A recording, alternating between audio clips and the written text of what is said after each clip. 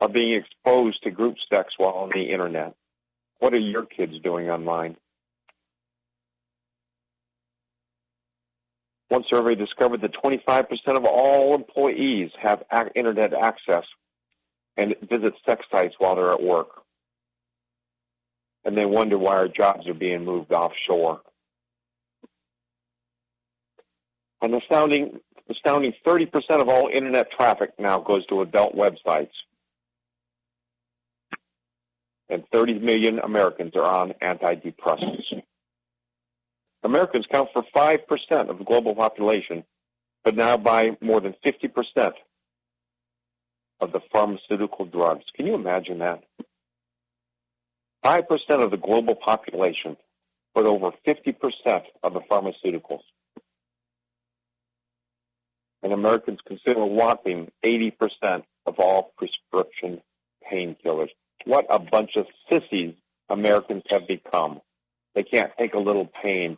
And 80% of all painkillers in the entire world are gobbled up by our 5% of the population. It's sad. Approximately 60 million Americans have a problem with alcohol addiction.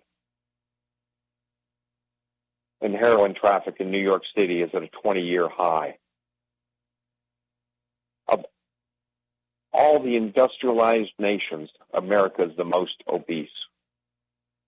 We're the fattest, the laziest. Back in 1962, only 32% of Americans were obese. But now, it's being projected that 42% of all Americans could be obese by the year 2030. And 70% of Americans don't feel engaged or inspired at their jobs, while 40% of all workers in the United States make less than a full-time minimum wage worker did back in 1968, even after you account for inflation. Small business ownership in the United States is at the lowest level ever recorded. Thank you, Obama. He's done everything possible to ruin small businesses in America, with high taxes, with regulations, with Obamacare. He's done everything he possibly can to ruin the small businesses, which are the backbone of American employment. We also have the most lawyers per capita in the entire world.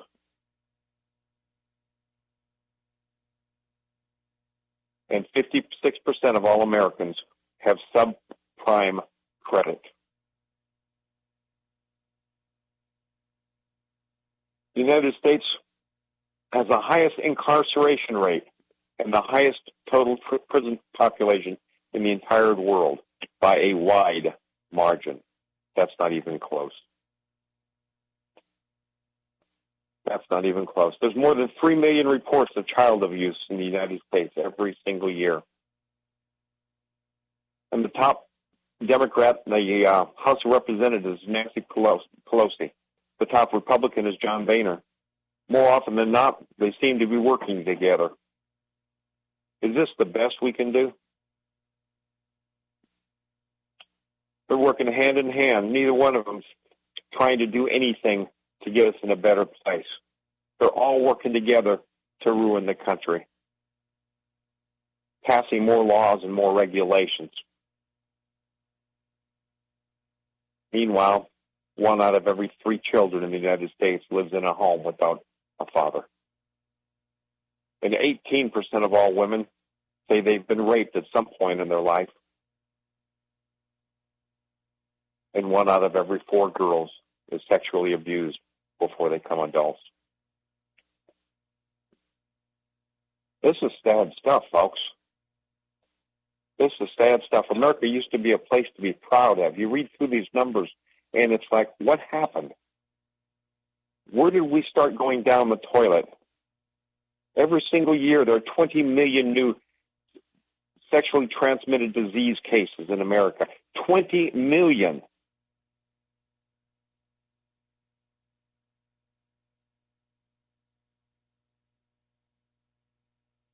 And we have the highest STD infection rate in the entire industrialized world. Americans in the 15 to 24-year-old age group account to 50% of all new STD cases each year. 15 to 24, still kids. And that's over 10 million new STD cases each year. And we're spending about $16 billion a year to treat the STD diseases. And according to one survey, 24% of all U.S. teens that have STDs say they still have unprotected sex. Boy, in my opening, I say I'm here to educate, irritate, and agitate. I'm here to depress you tonight. In the United States today, more than half the couples move in together before they get married. And for couples that have children that are just living together, 2/3 of them split up before they have a child, by the time they have a child that turns 10 years old. 2/3 of them split up. And women under the age of 30, more than half of all babies are born out of wedlock. And suicide has now actually surpassed car accidents as the number one cause of injury death. Suicide, more deaths than cars. That's phenomenal. Approximately 40% of the women get an abortion each year also have had a previous abortion. Used to be you have an abortion, you'd learn your lesson, and you'd stop having unprotected sex. And about 1/3 of all American women have had an abortion by the age of 45. And we do have the highest abortion rate in the Western world. Over 58 million babies have been murdered. Over 58 million babies since Roe v. Wade back in 1973. 40 years and 58 million babies. That is the saddest thing I can think of reporting. And I'm sorry to bring you down so bad. That was just horrible. We're going to do a whole show on abortion one of these days because it's gotten to the point right now where when the conservatives were looking to put a president in the White House a couple of years ago, we wouldn't talk to, let alone endorse somebody that wasn't pro-life. We were very staunch. We weren't going to budge on it. Pro-life it is. If you're not pro-life, we don't want to talk to you. Well, where did it get us? That tough stance cost us the entire middle, all the independents, everybody in the middle went over and voted for Obama, who happens to be the most pro-abortion president in U.S. history. So us being proud and standing on our morals gave us more abortions, not less. And we needed to watch that. We need to do something different in 2016. We can't afford to keep going down this path. But we're going to do an abortion show. It'll be even more depressing than this. But it's something that I believe strongly in. I think a lot of you do. And some of you that don't, I don't think you know the numbers. I don't think you have a perspective on it. If you just look at it as one person's choice, that's something. But when you look at 58 million babies, and I've got some other stats that'll just blow your mind. So one of these nights we'll do a special abortion show. But we got more stuff coming up, folks. Please stay with us. We'll be right back.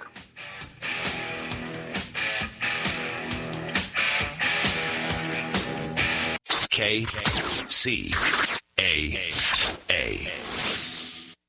Tom O'Halloran has a not-so-common core spelling lesson for the Obama administration. Ready?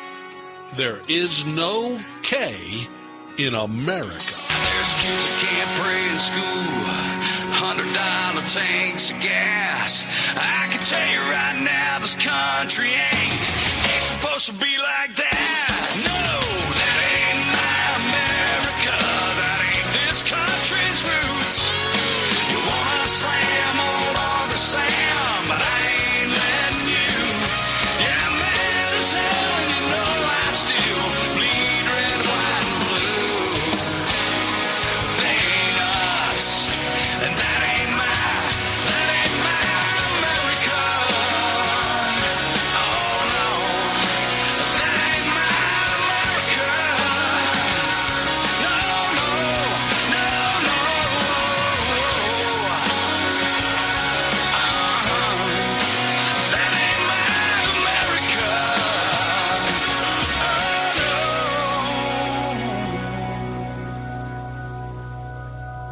And welcome back. This is the Tuesday night edition of Patriot Radio, and I'm your host, Tom O'Halloran.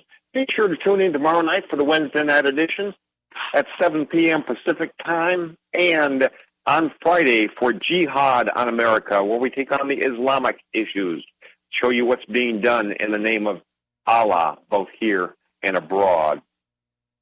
Story came across the wire this week that Ralph Weems IV, a 32-year-old former Marine and veteran of Iraq War, he was attacked in Mississippi in retribution for the shooting death of Michael Brown in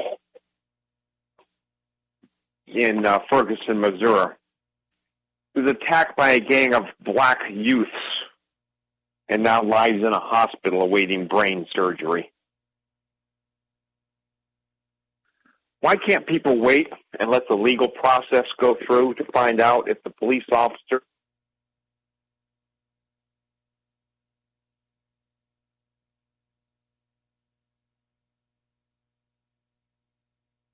Michael Brown gets shot, people loot, riot, rob stores, burn stores down. Now they're mugging people across in other states. Same thing happened when Trayvon Martin got killed. They demanded a firing of a cop, and they wanted a conviction of Zimmerman before the process, before the hearing, before a trial. We just want our fair blood. We're not savages. This is the country of law. We have rules. We have a process. If the grand jury comes down and declares that the police officer involved in the shooting was guilty of a crime, he'll be punished, and he'll do his time. But to go around killing or assaulting other people because you want your flavor, your version of justice is wrong. It's not only wrong, it's criminal, it's thug, it's ghetto, it's vengeance. If the police officer shot wrongly, I'm all locking him up. But for God's sake, stop acting like animals.